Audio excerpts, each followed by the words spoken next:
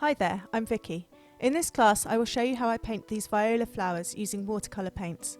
I really enjoy building up the colour on the petals by painting a series of layers and using wet on wet technique to get the colours to flow together. I teach watercolours to adults in London and have found that painting these flowers provide a good level of challenge at both beginner and intermediate level. I find it really interesting to see the different outcomes when a group of people all paint the same thing. Everyone really does have their own individual style that makes their own artwork unique.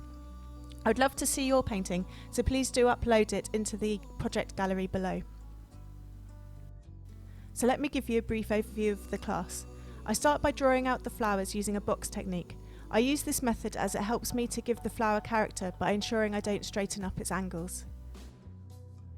Next, I paint a first layer that I use to give the petals their pink edges and gradated yellow centres. Then to the fun part, I use a wet on wet technique to add blue, purple and pink to the petals. I carefully paint on the details on top of the petals.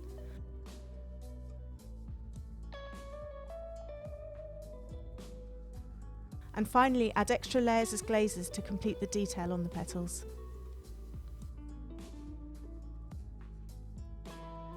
I've provided a full demonstration of every step with an explanation of what I'm doing and tips on how to use the paints. If there's anything that you'd like to ask, please do leave me a comment in the community section below and I will reply. Your project is to paint some viola or pansy flowers. You can either paint the same ones as me from my demonstration or choose from the selection of photographs I have included. Make sure that your flowers are quite big on your page to give you space for the paint to flow.